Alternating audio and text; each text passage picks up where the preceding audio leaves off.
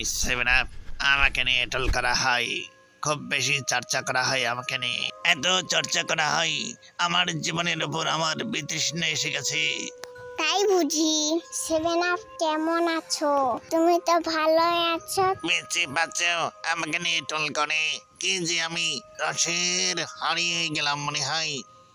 Seven up seven up seven up seven up seven up seven up seven up seven up seven up seven up seven up. Rakhal দাদা বলো, এগুলো কি সহ্য হয়? রাখাল দাদা রাস্তা দিয়ে হারার সময় সে এলো বলে seven up seven up seven up. আমি কি এতই হাসির বন্যা হয়ে গেলাম রাখাল দাদা? ব্রাজিল যদি খারাপ খেলে সেই টোলটা আমাকে নিয়ে কেন করা হয় রাখাল দাদা? ভালো দাদা ভালো। মুই কি আর বলমু রে, তোকে কি আর বলমু? লোকে মজা করে কথা বলে তো মনে কিছু করিস না, এটাই বলমু। এতই বিনোদনের খোরাক সবাইকে বিনোদন দিয়ে যাচ্ছি, ওকে ঠিক আছে, তারপরেও কেন জানি ভালো লাগে না। সব সময় সব কিছু কি ভালো লাগবে রে? লাগবে না তো, ভালো না লাগলে এটা মেনে নিতে হয় রে, এটা মেনে নি।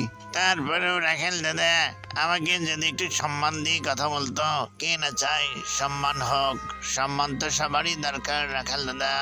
সেভেন আপ ব্রাদার, তুমি যে কাজ করতে যাচ্ছ এটা মোটেই ঠিক নয় ব্রাদার, আমরা তো মজা করি মাত্র, মজা। মানুষ তোমাকে নিয়ে মজা করে, তুমি রাগ করো না। রেগে গেলেন তো হেরে গেলেন, রাগ করা উচিত নয়। রাগ করলেন না, রাগ করবো কেন? আমার কি রাগ আছে? আমি তো সবাই মজার খোরাক মাত্র, আমার রাগ নেই, আমি রাগ করি না। ও রাখাল দাদা, শুনেছো শুনেছো সেভেন আপের মনে খুব দুঃখ। সেভেন আপ কে নিয়ে সবাই মজা করে, সেজন্য সেভেন আপের মনে খুব দুঃখ। পেপসি নিয়ে কেউ টানাটানি করে না, সেভেন আপ কে নিয়ে শুধু টানাটানি করে। টানাটানি করবো না, এই জার্মানি তো এই অক্কামটা করেছিল, 7টা গোল দিয়েছিল ব্রাজিলকে, বুঝছো? রাখাল দাদা, তোমার সাথে কি সেভেন আপের দেখা হয়েছিল? সেভেন আপকে দেখে খুব দয়া হয়। হে কুকুমনি, তুমি ঠিকই বলেছো, 7 আপকে দেখে দয়া হয়, বেচারে টোলের শিকার।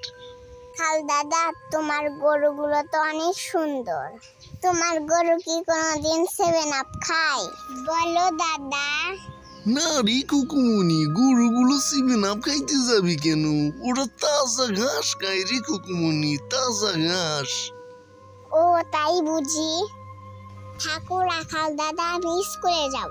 ভালো থেকো দাদা, আবার দেখা হবে। প্রিয় বন্ধুরা, গল্পটি শুধু বিনোদন দেওয়ার জন্য তৈরি করা হয়েছে, কেউ মাইন্ডে নেবেন না। বাই।